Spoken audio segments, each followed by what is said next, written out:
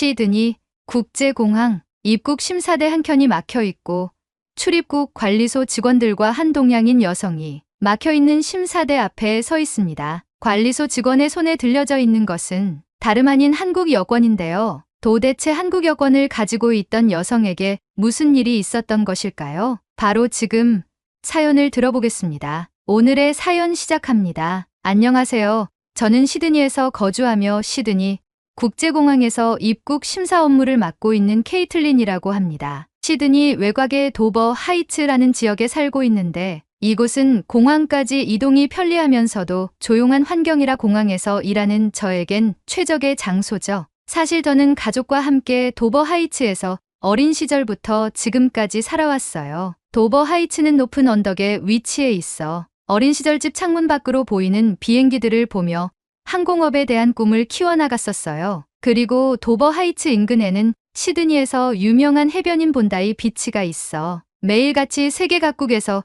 오는 여행객들을 만날 수 있었죠. 수많은 여행객들이 오가는 동네에서 비행기가 떠다니는 모습을 보던 제가 이젠 시드니 국제공항에서 직접 여행객들을 맞이하는 업무를 보게 된 셈이죠. 사실 비행기 승무원을 하고 싶은 마음이 더 컸지만 제 성장 발육은 꿈꿔온 목표까지 크지 않았다는 것만 알아두시면 좋을 것 같습니다. 호주는 세계적으로 인기 있는 여행지로 그레이트 베리어 리프나 울룰루 같은 유네스코 세계유산부터 시드니 오페라 하우스와 같은 유명 랜드마크까지 다양한 매력을 갖추고 있습니다. 특히 깨끗한 해변, 광활한 국립공원과 자연 보호구역들이 많아 자연을 사랑하는 관광객들에게는 더할 나위 없이 매력적인 곳이죠. 그리고 호주 하면 빠질 수 없는 캥거루와 쿼카, 호주를 대표하는 동물들의 귀여움에 수많은 관광객들이 공항을 떠날 때마다 가방에 쿼카나 캥거루 인형을 메고 모자 등을 착용하고 귀국하는 모습을 볼 때면 마음이 한결 뿌듯하답니다. 시드니 국제공항은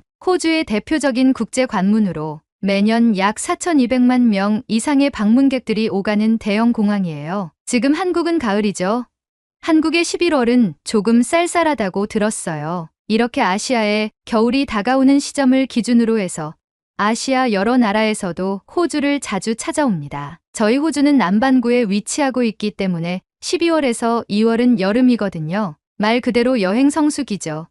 아시아 국가에서 추운 겨울을 피하려는 여행객들이 따뜻한 남반구의 호주를 찾아오며 이 시기에는 시드니와 멜버른 같은 대도시가 사람들로 붐벼요. 덕분에 시드니 국제공항은 활기찬 여행객들로 가득 차곤 한답니다. 사랑하는 호주의 관문을 지키는 사람으로서 해외에서 관광객이 올 때마다 각 나라의 문화에 관심이 가게 되었습니다. 그중 한국과 일본의 관광객들에게 더 큰 관심이 생겼죠. 한국과 일본에서 온 공항객들은 아시아를 대표하는 여행객 같아요. 항상 밝은 미소와 친절하고 젠틀한 말투, 영어에 능통한 모습을 보였고 호주에 대한 기대감을 가득 안고 있는 눈빛을 볼 때마다 자연스레 제 마음도 풀리죠. 그런데 전 유독 한국에 더 마음이 끌립니다. 아니, 사랑해요. 제 동생 올리버가 한국의 K-팝의 진심인 녀석이라 저도 덩달아 K-팝을 즐기게 되었는데 BTS의 음악을 듣고 바로 빠져버렸죠. 팬클럽도 가입하고 열렬하게 한국을 응원하게 되었어요. 저는 공항에서 BTS의 나라에서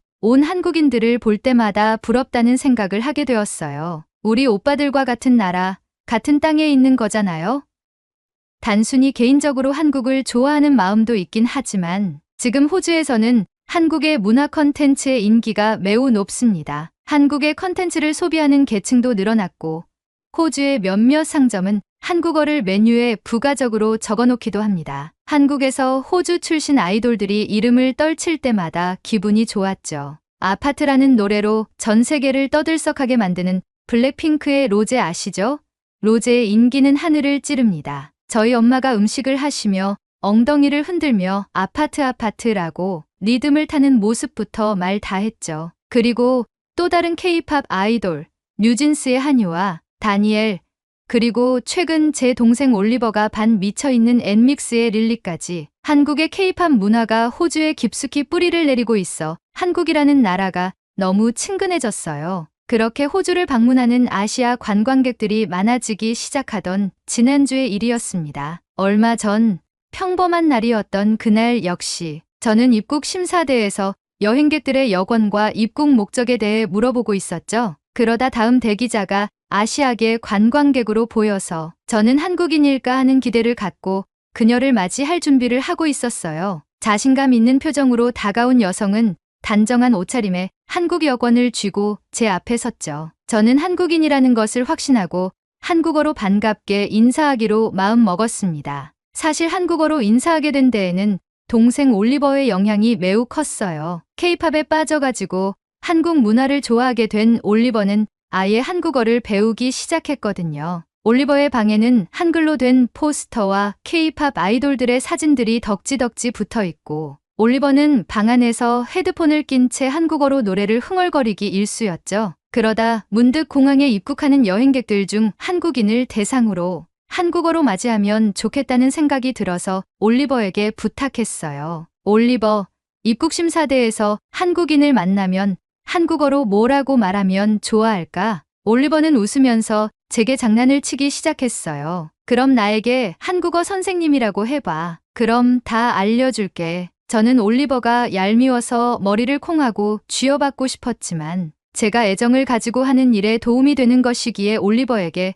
선생님이라고 했습니다. 그러자 올리버는 제게 말했어요. 우선 인사는 누나도 많이 들어봤을 거야. 안녕하세요 라는 말을 쓰면 돼. 그리고 심사가 끝나고 통과할 때 쓰기 아주 좋은 말이 있어. 저는 자신 있게 말했어요. 나 알아. 한국어로 감사합니다 아니야? 하지만 올리버는 검지손가락을 좌우로 흔들며 제게 말했어요. 그 정도로는 한국인을 감동시킬 수 없지. 자, 따라해봐. 즐거운 여행 되세요. 즐거운 여행 되세요? 누나, 이 말은 호주에서 좋은 여행을 즐기라는 한국어야. 만약에 이걸 제대로 구사하잖아?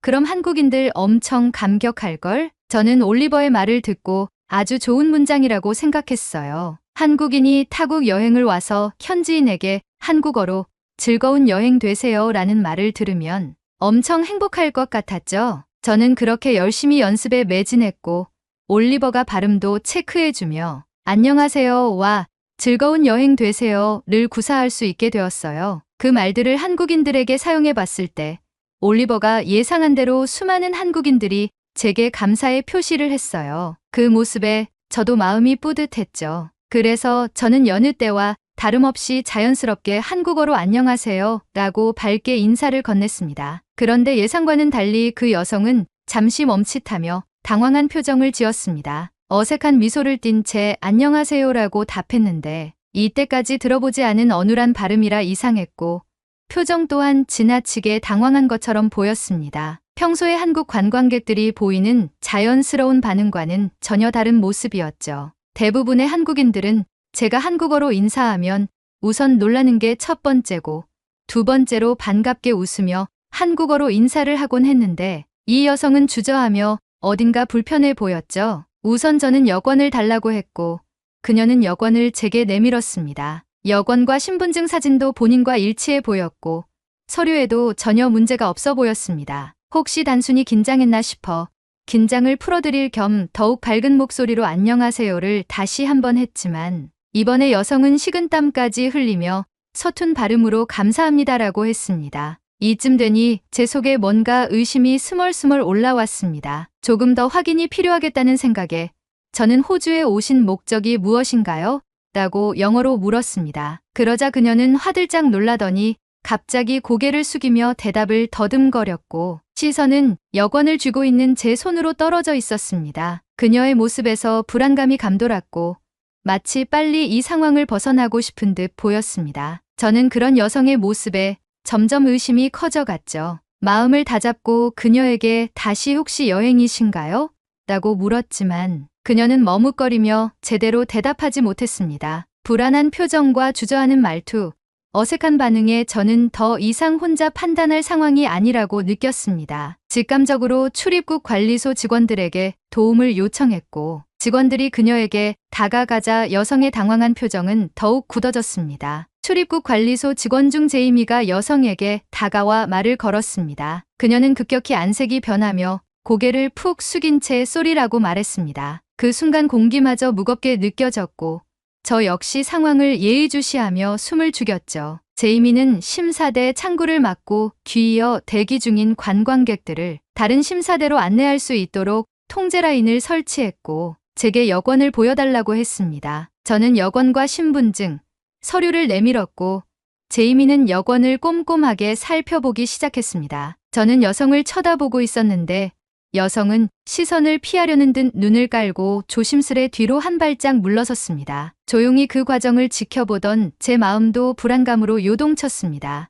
혹시 내가 오해한 건 아닐까라는 생각이 들었지만 그와 동시에 직감이 맞았기를 바라는 마음도 생겨났습니다. 이 여성이 만약 불법으로 입국하려 한 것이라면 이 순간에 걸러내는 것이 중요한 일이니까요. 제이미가 그녀의 여권을 자세히 검토하며 어느 나라에서 출발했냐고 물었을 때 그녀는 작은 목소리로 한국이라고 대답했습니다. 하지만 그녀의 답변은 너무도 불안정하고 떨리는 목소리였고 마치 지금이라도 이 자리를 피하고 싶어하는 듯했습니다. 그녀의 얼굴에는 점점 땀이 맺혔고 주변을 두리번거리며 끊임없이 입술을 깨물고 있었죠. 그녀의 행동은 더 이상 평범한 관광객의 모습이 아니었습니다. 마치 죄를 지은 범죄자 같아 보였죠. 그 순간 제 직감은 더욱 강해졌고 마치 제 심장이 그녀의 불안을 그대로 느끼는 것처럼 두근거리기 시작했습니다. 제이미가 그녀에게 몇 가지 추가 질문을 던지기 시작했을 때 그녀는 더 이상 대답하지 못한 채 손끝을 떨고 있었습니다. 제이미는 말없이 저와 눈빛을 교환했고 즉시 여권과 신분증을 좀 더 면밀히 조사하기 위해 그녀를 사무실 쪽으로 데려가기로 했습니다. 저는 대기 직원과 교대를 하고 제이미와 낯선 여성과 함께 사무실로 이동했습니다. 어색한 침묵 속에서 이동하는 길에 제이미가 제게 다가와 조용히 말했습니다. 케이틀린, 어떻게 한국인이 아니라는 걸 알아챘나요? 저는 마른 침을 삼키며 말을 이어갔습니다. 사실 저희 동생이 한국어를 배우고 있어서요. 동생에게 제가 공항에서 사용할 만한 몇 가지 한국어 표현을 배워서 가끔 한국인 관광객분들께 한국어로 인사를 건넸어요. 그런데 이 여성분의 발음이 어눌하고 어색한 한국어로 대답하셔서 제이미는 제 설명을 들으며 고개를 끄덕였습니다. 훌륭하네요. 큰 도움이 되었어요. 그렇게 제이미와 저는 동양인 여성을 조사과에 인계하였고 그녀는 조사과 직원과 함께 조사실로 들어갔습니다. 저와 제이미를 더불어 직원들끼리 무슨 일인지 수근거리다가 저는 임시교대를 한 것이어서 다시 심사대로 발길을 옮겼습니다. 그렇게 폭풍 같은 근무 시간이 끝나고 저는 관리소로 돌아왔습니다. 그런데 제 동료들이 저를 본 순간 저를 향해 우르르 몰려들었습니다. 동료들은 제게 정보를 전달했고 저는 경악을 금치 못했습니다. 다름이 아니라 여성의 여권과 신분증은 모두 위조된 것이었고 정체는 한국인이 아닌 중국인이었습니다. 그녀는 베이징에서 $2,000를 지불하고 정교하게 위조된 한국 여권과 신분증을 구매해 호주에 입국하려 한 것이었죠. 조사 결과에 따르면 그녀는 호주에 도착한 후 불법 체류하며 취업까지 계획했던 것으로 밝혀졌다는 겁니다. 여권과 신분증은 겉으로는 진짜처럼 보였지만 정밀 검사에서 위조 사실이 드러난 것이었죠. 저는 그 말을 듣자마자 심장이 쿵쾅대며 빠르게 요동치기 시작했습니다. 머릿속에는 수많은 생각이 오가며 정신이 아득해져만 갔습니다. 내가 이걸 알아채지 못했다면? 그녀가 무사히 입국했더라면? 그녀가 한국어에 능숙했다면? 이 모든 위조가 사실처럼 여겨져 그대로 통과될 뻔한 아찔한 상황이었다는 것을 직감하게 되었습니다. 비록 한국어로 된 작은 인사 한마디였지만 그 어색한 반응이 없었다면 저는 아무 의심 없이 그녀를 통과시켰을 겁니다. 이윽고 조사실에서 중국인 여성과 직원들이 나오고 그녀는 직원들에게 끌려갔습니다. 조사실에서 조사를 담당했던 매건이 제게 와서 말했습니다. 케이틀린, 아주 좋은 성과를 거두셨어요. 당신의 감각이 호주로 들어올 뻔한 불법 체류자를 잡았네요. 수고 많으셨습니다. 저는 감사하다고 말했고 매건은 중국인 여성의 뒤를 따라갔어요. 중국인 여성이 끌려가는 모습을 보며 저는 긴장이 풀리며 안도의 숨을 내쉬었습니다. 동료들은 저를 다독거려 주었고 제 마음을 짓누르던 긴장감은 해소되었어요. 마치 작은 틈이 거대한 사건으로 이어질 뻔했던 그 사건은 잊을 수 없는 기억 중 하나로 자리 잡게 되었죠. 그리고 그날 출입국 관리소에서는 이 사건에 대해 내부 회의가 열렸습니다. 직원들은 이번 일에서 얻은 교훈을 토대로 각국의 기본적인 인사말을 숙지하길 권고하고 입국자들의 반응을 더욱 면밀히 관찰하는 새로운 절차를 추가하자는 내용이 나왔다는 거예요. 특히 언어와 문화적 차이를 통해 추가적인 검사를 진행할 수 있도록 더 많은 외국어 교육 프로그램을 만들자는 내용도 나왔다고 했습니다. 저는 진이 빠진 몸을 이끌고 퇴근을 한 후 가족들과 함께 모여 저녁 식사를 하며 그날 있었던 일을 이야기하게 되었습니다. 식탁에 앉아 공항에서 벌어진 중국인 불법 체류 사건을 말이죠. 오늘 공항에서 이상한 일이 있었어요. 한국어를 못하는 사람이 한국 여권을 들고 입국하려다 들켜서 잡혀갔어요. 그런데 알고 보니 중국인이었고 여권을 위조해서 들어와 불법 체류하며 직장을 구하려고 했대요. 엄마는 놀라며 제게 괜찮냐고 물었고 아빠는 제가 큰 일을 해내었다고 말하며 저를 칭찬했어요. 그런데 제 동생 올리버가 입을 틀어막고 놀란 눈을 하며 저를 쳐다보고 있었어요. 저는 적당히 하라며 밥이나 먹으라고 했죠. 그러자 올리버가 큰 소리로 소리쳤어요. 누나도 그런 일이 있었어? 나도 오늘 일하는 식당에서 비슷한 경험을 했어. 저는 깜짝 놀라며 뭐라고? 무슨 일이 있었는데? 하고 물었죠. 올리버는 무슨 일이 있었는지 하나하나 자세히 설명하기 시작했습니다. 오늘 우리 가게에 한국인 손님이 왔는데 엠믹스 팬이라고 하더라고. 내가 일할 때 플레이리스트에 케이팝을 중간중간 끼워 넣어놨거든. 그런데 그 한국인 손님이 노래에 반응하면서 어깨춤을 추는 거야. 그래서 물어봤더니 엠믹스 팬이라는 거 있지? 반가운 마음에 내가 서비스도 좀 챙겨주고 한국어로 소통도 하면서 즐겁게 대해줬어. 그런데 그 손님 옆 테이블에 있던 다른 동양인 손님이 갑자기 다가오더니 한국어로 나도 한국인이니까 서비스 줘라고 하는 거야. 근데 말투가 좀 이상했어. 저는 올리버의 이야기에 점점 더 흥미가 생겼습니다. 뭐가 이상했는데? 한국어에는 존칭이라는 게 있잖아. 상대방을 높일 때 쓰는 말인데 그 손님은 그런 표현을 하나도 안 쓰더라고. 한국 사람이라면 기본적으로 상대를 존중하는 말투를 쓸 텐데 뭔가 어색하고 어딘가 어울리지 않는 한국어였어. 온 가족은 모두 집중해서 올리버의 이야기에 몰입하기 시작했죠. 올리버는 잠시 고민하는 표정을 짓더니 말을 이어갔습니다. 그래서 순간 의심스러워서 내가 한국어로 뭐 먹고 싶어? 라고 해봤어. 근데 그 사람이 갑자기 당황하면서 아무 말도 못하는 거야. 그래서 내가 다시 한번 물었지. 너 대접을 받고 싶어? 라고 말이야. 그런데 그 동양인이 갑자기 안녕하세요 라고 하는 거야. 올리버의 말을 들은 가족들은 다들 웃음을 터뜨렸고 저도 정말 재미있어서 올리버에게 물었습니다. 그래서 어떻게 됐는데? 올리버는 장난스러운 미소를 지으며 대답했습니다. 내가 영어로 너 한국인 아니지? 라고 물어봤더니 그 사람이 쏘리 하면서 자기 자리로 돌아가는 거 있지. 가족들은 모두 빵하고 웃음을 터뜨렸고 저도 어이가 없어서 웃음을 터뜨렸습니다. 올리버는 한층 신이 나서 얘기를 이어갔어요. 일본인들 중에서도 한국어를 쓰는 사람들이 있기는 한데 일본인들도 한국어를 할 때 존칭을 쓰거든? 근데 그 사람은 존칭도 안 쓰고 어딘가 한국말을 어설프게 흉내내는 것 같아 보여서 중국인이었을 가능성이 커 보이는 거야. 나중에 그 손님이 나갈 때 물어봤어. 혹시 중국인이냐고. 그런데 그 말을 듣자마자 후다닥 하고 뛰어 도망가더라니까. 올리버의 이야기를 들으면서 저는 너무 웃겨서 잠시 식사도 잊은 채 웃음을 터뜨렸습니다. 공항에서의 사건과 이어지는 동생의 에피소드는 정말 뜻밖의 우연처럼 느껴졌습니다. 어색한 한국어 하나가 공항에서 또 동생의 식당에서 한국인이 아닌 사람들을 드러낸 것이니 말이에요. 가족들과 함께 웃음으로 가득 찬 저녁을 보낸 후 저는 그날의 사건들을 떠올리며 한국어와 문화에 대해 많은 생각을 하게 되었습니다. 단순히 동생 올리버가 좋아해서 시작된 한국어 공부가 이렇게 뜻밖의 순간에 큰 도움이 될 줄은 상상도 못했거든요. 작은 한국어 인사가 위조 여권을 밝혀내는 계기가 되고 올리버도 한국어 덕분에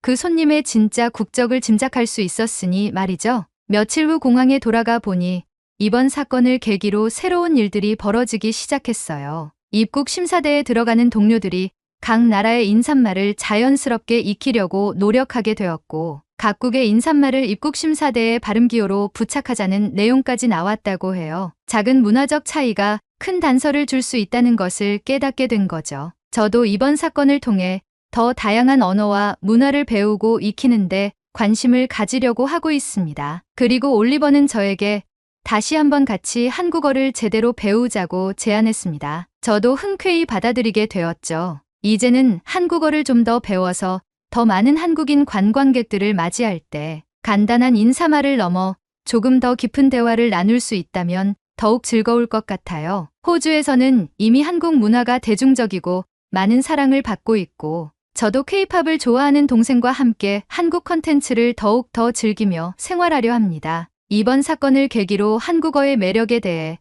더 알게 되니 한국이 훨씬 가깝고 친근한 나라로 느껴졌습니다. 마지막으로 한국어로 제 마음을 담아 전하고 싶습니다. 여러분, 호주에 많이 놀러 오세요. 행복한 추억 만들어 드리겠습니다. 감사합니다.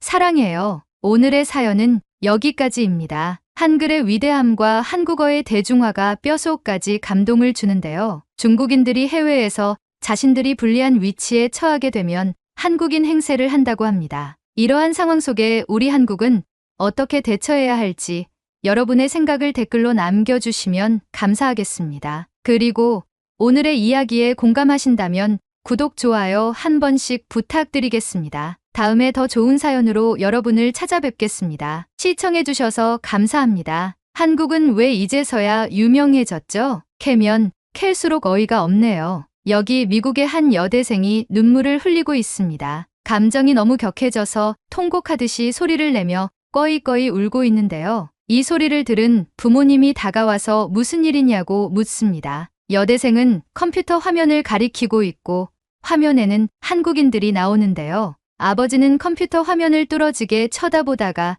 딸이 우는 모습에 컴퓨터를 강제 종료해버립니다. 컴퓨터를 종료해도 그치지 않는 오늘의 주인공의 눈물. 부모님은 주인공에게 평정심을 유지하라고 말하며 호흡을 진정시키는데요. 도대체 한국의 어떤 모습 때문에 통고까지 하게 된 것일까요? 바로 지금 사연을 들어보겠습니다. 오늘의 사연 시작합니다. 안녕하세요. 저는 미국 샌디에이고에서 살고 있는 캐서린입니다. 저의 삶은 그렇게 대단하지 않았습니다. 고등학교 시절 다른 또래들과 다름없이 공부하고 친구들과 어울려 다니며 생활하는 학생일 뿐이었죠. 하지만 한국이라는 나라 때문에 제 평범한 인생이 하루아침에 뒤바뀌어 버리는 일이 발생하고야 말았습니다. 때는 코로나가 발생한 2019년으로 되돌아갑니다. 그 당시 저는 고등학교 졸업을 앞둔 학생이었습니다. 코로나가 발병하며 학교에 등교하지 않고 집에서 생활을 해야 했어요. 부모님에게 저는 하나밖에 없는 딸이라서 외부 활동 자체를 금지시키셨습니다. 그러다 보니 자연스레 친구들과는 휴대폰이나 노트북으로 소통하게 되고 학교 수업도 원격으로 이루어지게 되었습니다. 저는 대학교를 가고 싶었기 때문에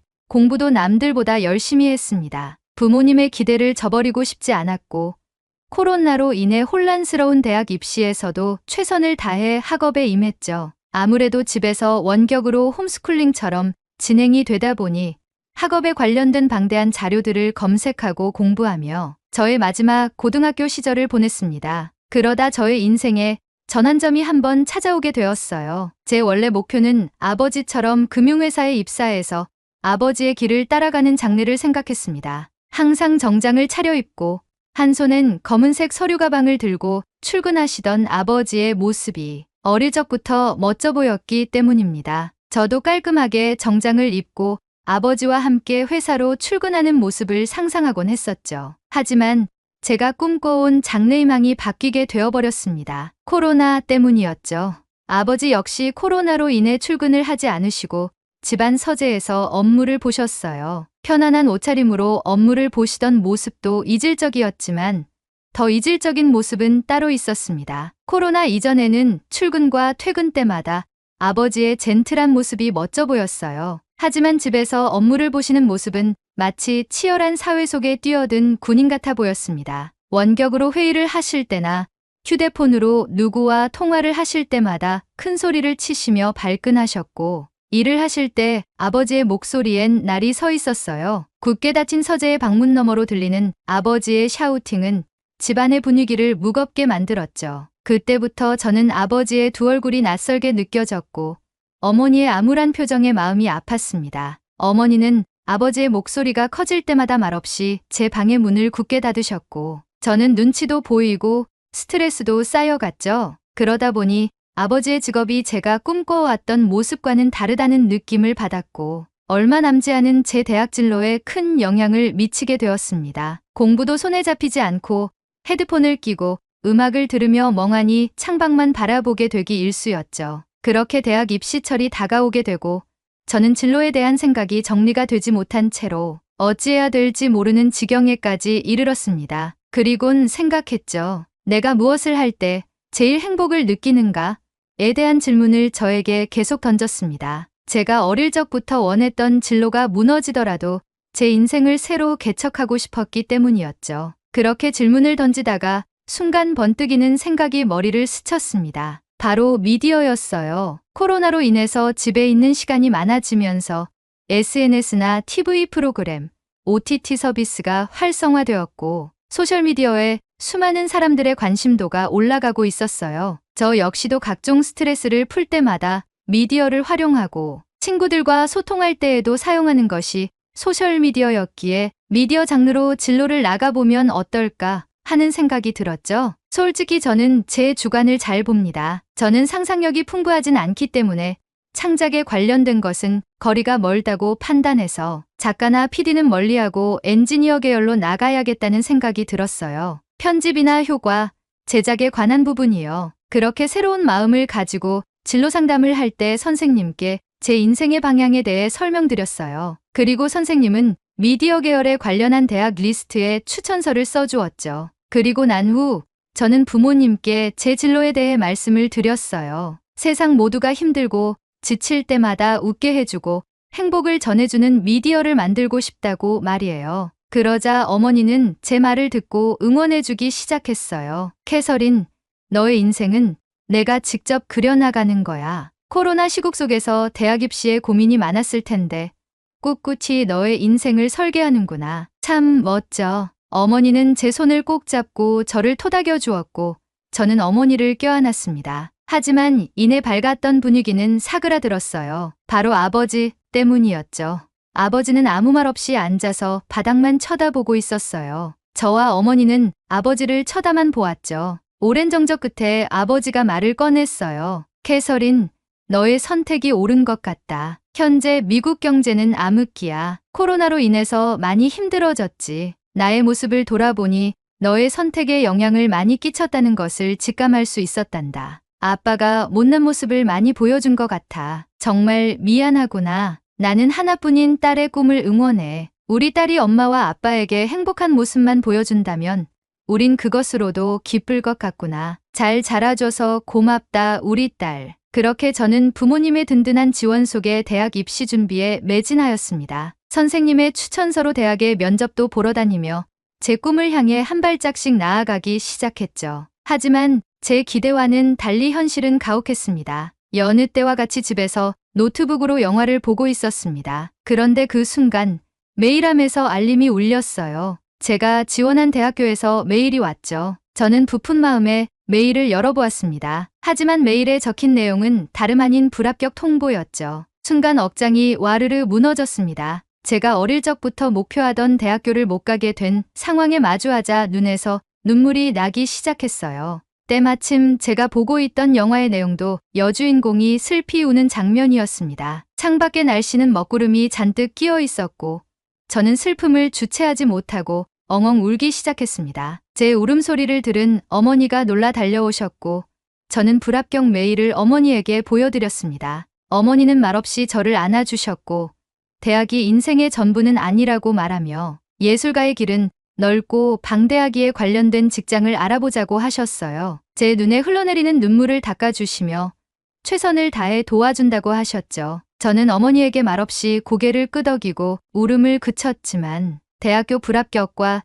제 인생의 진로가 무너진 기분은 한동안 제 가슴 한켠에 자리 잡았어요. 그날 밤 아버지가 저를 달래주러 제 방에 오셨지만 저는 이불 속에 꽁꽁 숨은 채로 제 스스로를 달래려 했습니다. 그렇게 우울함 속에서 살아가던 중 제 친구 마리가 연락이 왔어요. 마리는 저에게 대학이 어찌 되었는지 물었고 저는 떨어졌다고 했죠. 마리는 제 말을 듣고 저를 위로해 주었어요. 그리곤 자신도 대학에 떨어졌다고 말했죠. 저는 마리에게 물었어요. 마리, 대학에 떨어졌는데도 넌 밝아 보여. 인생이 무너지는 기분이 들지 않아? 그러자 마리가 대답했어요. 대학이 내 인생에 있어 중요한 부분은 아니라고 생각해 캐서린. 꿈이 있다면 관련된 일을 하면서 배워나가는 방법도 있는데 꼭 대학이 전부일까? 난 오히려 앞으로 어떻게 돈을 벌어야 할까라는 생각에 직장을 알아보고 있어. 돈이 있으면 내가 하고 싶은 일들을 할 수 있으니까. 마리의 말도 일리가 있었어요. 돈이 있어야 자신이 하고 싶은 일을 하죠. 학교도 등록금이 필요하고 생활비도 필요하고 돈이 중요하다는 마리의 말이 공감이 되었어요. 마리는 제게 말을 이어갔어요. 그래서 말인데 나 크리에이터를 해보려고 해. 요즘 유행하는 먹거리나 여행지들을 다니면서 영상에 담고 유튜브로 홍보하는 거지. 정말 재밌을 것 같지 않아? 취미 삼아 해보려고 하는데 너도 같이 할래? 지금은 코로나라 잠시 주춤하긴 하지만 곧 코로나도 풀릴 거라고 하니까 젊을 때 많은 것을 경험해보는 것도 좋을 것 같아. 저는 마리의 말에 호감이 생겼어요. 코로나로 인해 집에 틀어박혀 있을 때마다 즐기는 컨텐츠들은 시청자들로 하여금 대리만족을 시켜주는 내용들의 컨텐츠가 인기 있었으니까요. 자신은 없지만 마리와 함께한다면 좋을 것 같다는 생각이 들었어요. 마리는 평소 쾌활하고 도전적이고 모험심이 풍부한 친구였으니까요. 그래서 저는 마리에게 긍정적으로 생각해보겠다고 말하고 통화를 마쳤습니다. 마리와 통화가 끝난 후 저는 마리의 밝은 모습에 힘을 얻어서 나도 한번 새로운 인생을 설계해보자는 생각을 하게 되었어요. 내가 평소 즐겨하던 것이 무엇일까? 내가 남들보다 자신 있어 하는 것은 무엇일까? 나만의 장점은 무엇일까? 등을 생각하며 행복하게 지낼 수 있는 일들에 대해 메모장에 적어보기 시작했어요.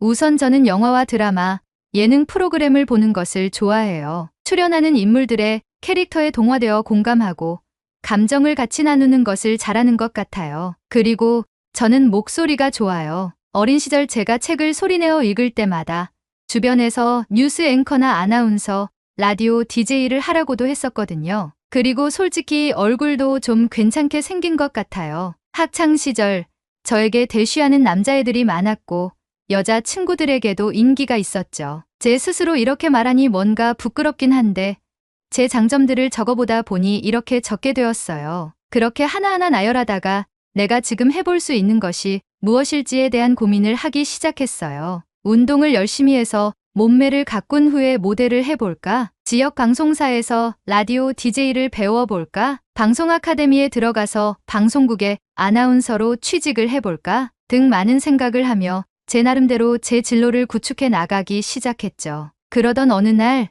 마리에게서 연락이 왔어요. 캐서린, 나 유튜브를 시작했어. 요즘 유행하는 것들을 직접 경험해보는 컨텐츠를 찍어보고 있는데 나랑 같이 하루를 보내는 게 어때? 저는 딱히 하는 것도 없었고 마리가 크리에이터로서 벌써 활동을 한다는 얘기에 힘을 실어주고 싶어서 흔쾌히 알겠다고 했죠. 그렇게 전 마리와 컨텐츠 촬영을 약속한 날 마리의 집으로 갔어요. 마리의 방에 들어선 순간 저는 놀라움을 금치 못했어요. 마리의 방은 마치 스튜디오처럼 꾸며져 있었고 수많은 크고 작은 카메라들과 3개의 모니터, 엄청 큰 컴퓨터 본체까지 짧은 시간에 이렇게 많은 것을 갖추었다는 사실에 놀라웠어요. 마리, 이게 다 뭐야? 마리는 웃으며 말했어요. 나의 작업실에 온 것을 환영해. 열심히 아르바이트해서 모았던 돈으로 장비부터 맞췄어. 크리에이터라면 이 정도는 기본이지. 자, 준비해볼까? 저는 마리가 던져주는 카메라를 들고 배터리와 충전기가 든 가방을 메고 집을 나섰어요. 마리가 걸어가며 오늘 찍을 컨텐츠를 말해주었죠. 오늘은 한인타운에 갈 거야. 거기에 한인마트가 있는데 거기서 재료를 사는 컨텐츠를 찍을 거야. 저는 물었어요. 재료? 재료는 어느 마트에서든 다 파는 거 아니야? 왜 한인마트에 가야 해? 그러자 마리는 웃으며 말했어요. 요즘 한국 문화가 핫하잖아. K-팝의 인기가 올라가면서 나도 자연스레 한국 문화를 접했는데 BTS가 요즘 대세야. 너도 알지? 저는 BTS의 인기를 실감하고 있었고 저도 K-팝 음악을 간간히 듣던 터라 한국에 호의적이었어요. 맞아. BTS의 노래들은 정말 좋은 것 같아. 세계적인 아이돌이라는 것도 알지. 남자 그룹들 중에서는 그들이 제일 멋진 것 같아. 마리는 맞장구 치며 제게 말했어요. 그래, 캐서린. 오늘은 그들이 온라인 방송에서 만들었던 한국 음식을 만들어 먹어보는 컨텐츠를 할 거야. 그 음식은 바로 김밥이지. 저는 김밥이라는 말이 생소했어요. 도대체 어떤 음식인지 이해가 가지 않았죠. 그러자 마리는 김밥이라는 음식의 사진을 보여줬어요. 저는 마리에게 김밥이라는 음식에 대한 설명을 들었어요. 한국에서 피크닉이나 여행을 갈 때 간편하게 식사를 할 수 있게 만든 음식이라고 하더라고요. 한 입 크기로 잘라놓고 먹는 음식인데다가 맛과 영양이 풍부하다고 했죠. 저는 김밥을 만들어 본다는 것에 흥미를 느끼기 시작했죠. 그리고 그 순간 마리는 아무렇지 않게 카메라를 켜고 촬영을 시작했어요. 안녕하세요, 여러분. 오늘은 한국의 BTS가 추천한 한국의 음식, 김밥을 직접 만들어서 먹어보려고 해요. 그러기 위해선 재료부터 사야겠죠? 그래서 저와 제 친구 캐서린, 우리는 지금 한인마트를 가고 있습니다.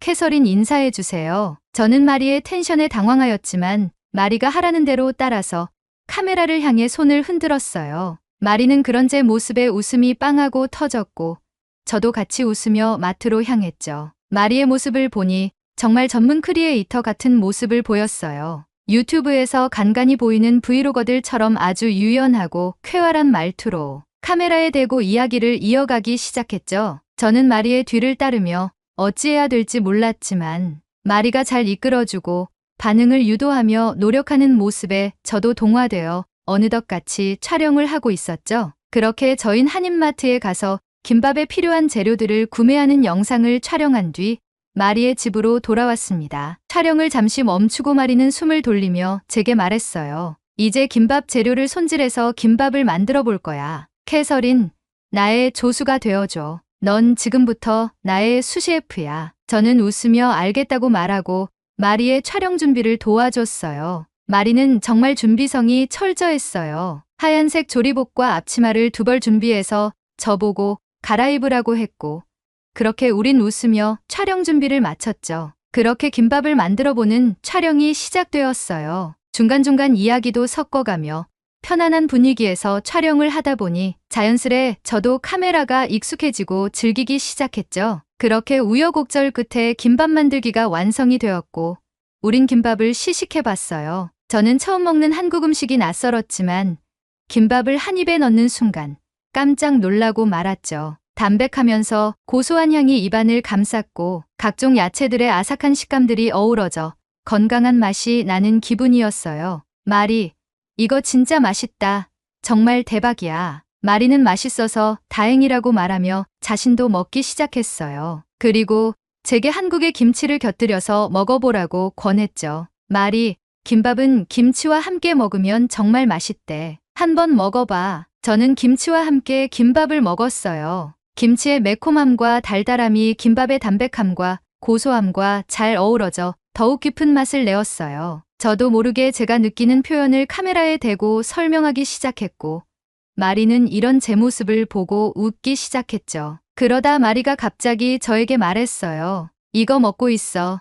아직 놀라긴 일러. 그러고는 마리는 서둘러 어디론가 가버렸어요. 저는 무슨 일인지 몰랐지만 카메라는 돌아가고 있었기에 김밥을 하나하나 먹으며 시식평을 카메라에 담고 있었죠. 그러던 그 순간 코끝을 때리는 매콤한 향이 나기 시작했어요. 그리고 이어서 마리가 무언가를 들고 오고 있었죠. 바로 한국의 컵라면이었어요. 캐서린, 오늘 너는 한국 음식의 끝판왕을 보게 될 거야. 김치, 김밥, 라면의 조합. 이건 한국에서도 인정한 최고의 콤비네이션이라고. 저는 코끝을 찌르는 매콤한 라면의 뚜껑을 열어보았어요. 따뜻한 국물과 함께 있는 라면의 모습에 군침이 저절로 돌았죠. 마리는 우선 라면을 먹고 김밥과 김치, 그리고 국물을 마셔보라고 했어요. 저는 마리가 알려준 순서대로 먹었어요. 그리고 저는 눈을 감고 미쳤다를 연발했죠. 마리는 그 말을 듣고 깔깔대며 웃었고 저도 제 자신이 웃겨서 깔깔대며 웃었죠. 그렇게 마리와 저는 음식을 먹으며 촬영을 이어갔어요. 그러던 도중 마리가 김밥에 관한 이야기를 시작했어요. 캐서린, 너 한국 영화 좋아해? 김밥에 관련된 한국 영화가 있는데 추천해줄게. 꼭 봐봐. 저는 이미 김밥과 라면에 반해버렸기 때문에 흔쾌히 그 영화를 보겠다고 다짐했어요. 그렇게 마리와 컨텐츠 촬영이 끝나고 식기들과 촬영 장비들을 정리하고 저는 집에 가보겠다고 했죠. 그러자 마리가 제게 말했어요. 캐서린, 오늘 어땠어? 저는 마리에게 말했어요. 아주 재밌었어, 마리. 하루 종일 촬영하느라 고생했겠지만 어느덧 나도 즐기고 있었고 맛있는 음식도 먹어서 좋았어. 또 해보고 싶다는 생각이 들었어. 그러자 마리는 저에게 제안을 했어요. 너도 시간이 될 때마다 이렇게 컨텐츠를 촬영해봐. 나름 즐거운 취미 생활이 될 거야. 그리고는 마리가 제게 카메라를 하나 쥐어줬어요. 이거는 빌려주는 거야. 마음껏 찍어보는 것도 좋은 방법 중 하나야. 아까 카메라랑 친해진 것 같아 보여서 보기 좋았어. 너도 잘할 수 있는 컨텐츠가 있을 거야. 저는 마리의 말에 힘을 얻으며 기회가 되면 찍어보겠다고 했어요. 그렇게 저는 카메라를 들고 집에 왔죠. 침대에 누워 카메라를 켜고 화면에 비치는 제 모습을 한동안 보면서 생각했어요. 과연 내가 어떤 컨텐츠를 만들 수 있을까? 그러다 문득 마리가 추천해준 한국 영화가 떠올랐어요. 그래, 마리가 추천해준 한국 영화를 보면서 리뷰하는 영상을 한번 찍어봐야겠다. 그렇게 저는 각오를 하고 잠에 들었어요. 다음날 저는 전날 밤에 각오를 되새기며 장비를 세팅하기 시작했어요. 유튜브로 영화를 리뷰하는 크리에이터들의 모습을 참고하여 카메라의 각도를 맞추고 컴퓨터를 틀어 영화를 검색하고 촬영 준비를 마쳤습니다. 혼자서 처음 하는 촬영이니 편안하게 생각하고 영화를 보자고 생각하고 영화를 틀었어요. 영화는 한국의 코미디 영화로 카테고리가 분류되어 있었고 저는 영화를 시청하기 시작했습니다. 한국어로 되어 있어 자막을 보며 영화를 감상하면서 속으로 생각했어요. 한국어를 조금이라도 알면 감정이 와닿는 게 더 크게 느껴지겠다라는 생각을 하며 영화를 봤어요. 하지만 자막으로도 전해져 오는 웃음 포인트들은 제 입꼬리를 올라가게 만들었어요. 그리고 중간중간 제가 너무 영화만 보는 것 같아서 제 속마음을 직접 말하며 영화를 봤죠. 그렇게 영화를 보며 혼잣말을 중얼거리는데 어느덧 제가 자연스레 영화 리뷰 컨텐츠를 만드는 기분이 들어 기뻤습니다. 나중에 마리에게 편집도 배워야겠다는 생각도 하며 영화를 보던 도중 순식간에 제 마음을 아프게 하는 장면이 나왔어요. 마리가 언급한 김밥이 나오는 장면이었어요. 주인공이 자신이 좋아하는 여자와 함께 김밥을 먹는 장면인데 저는 마리의 집에서 먹었던 김밥을 회상하며 영화를 보고 있었죠. 그러던 그 순간 주인공이 김밥을 씹던 입을 멈췄어요. 그리고 눈에선 눈물이 흘러내렸죠. 그 장면을 보는 순간 저는 이전의 영화의 코믹적인 요소들에서 보여졌던 복선들이 한순간에 슬픔으로 몰아닥쳐 제 마음을 아프게 하면서 저도 모르게 눈물이 터지고 말았어요. 한국에 계신 여러분도 들어보셨겠지만 영화의 제목은 바로 헬로우 고스트입니다. 주인공 차태현이 고아로 살아가는데 자살을 기도하다가 살아나는 순간부터 주변에 4명의 유령들이 보이기 시작하고 그 유령들의 소원을 들어주는 이야기였어요. 유령들을 쫓아내려고도 하고 주인공이 다시 자살 기도를 하려 해도 유령들이 이를 막으면서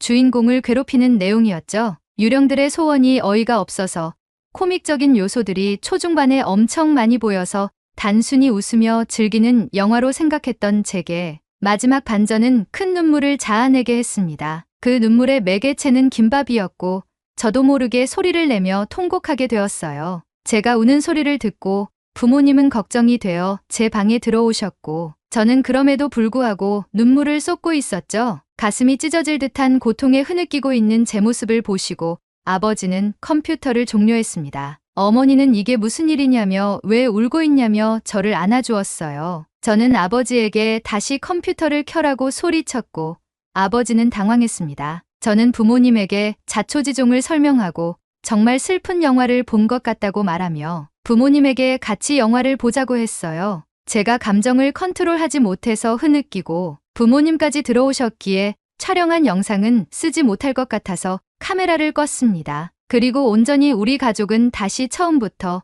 헬로우 고스트를 시청하기 시작했어요. 저는 김밥까지의 내용을 알고 있어서 다시 보면 감흥이 없을 줄 알았지만 결과를 알게 되니 이전의 장면들이 더 슬프게 다가왔습니다. 부모님은 웃긴 장면에서 웃으며 시청하는데 저는 몰래 올라오는 눈물을 훔쳐야 했죠. 그리고 마지막에 김밥이 나올 때 저희 부모님은 제가 왜 울었는지 알겠다고 말하며 저를 감싸 안고 눈물을 흘리셨습니다. 영화가 끝나고 부모님은 너무 감동적인 영화라고 말하며 한국인이 영화를 잘 만든다고 칭찬했어요. 그러다 아버지가 제게 물었어요. 캐서린, 아까 카메라로 무엇을 찍는 것 같았는데 뭐였니? 저는 마리의 이야기부터 시작해서 제가 하려고 하는 컨텐츠를 설명하기 시작했어요. 부모님은 가만히 듣고 계시다가 제게 말했어요. 내가 정말 좋아하는 일인 것 같구나. 어릴 때부터 넌 영화를 좋아했잖니?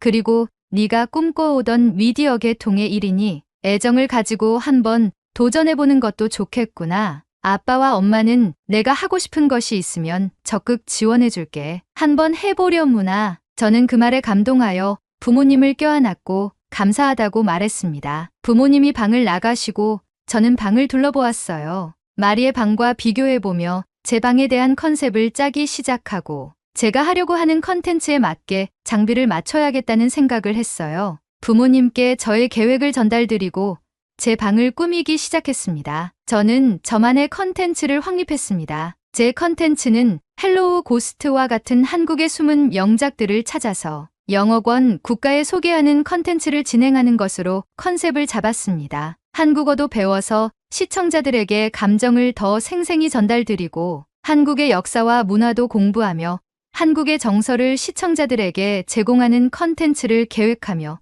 진행하기로 했죠. 그렇게 크리에이터의 길로 접어들게 되었고 지금까지 활동하고 있습니다. 저는 트위치라는 라이브 방송 플랫폼에서 방송 중입니다. 한국에는 트위치 방송이 서비스가 종료되었다고 들었어요. 그래서 저는 한국의 컨텐츠의 해외 반응을 유튜브 영상으로 편집해서 유튜브도 해볼까 합니다. 몇 달 전 한국의 차태현 배우가 출연한 출연작 중 무빙이라는 시리즈가 유행이었어요. 라이브 방송 때 반응이 폭발적이었죠. 이미 수많은 사람들이 한국의 영화, 드라마를 즐기고 있고 호평이 이어지고 있습니다. 여러분이 직접 느낄 수 있도록 유튜브에 업로드할 영상을 만들어 올릴 테니 많은 관심 부탁드립니다.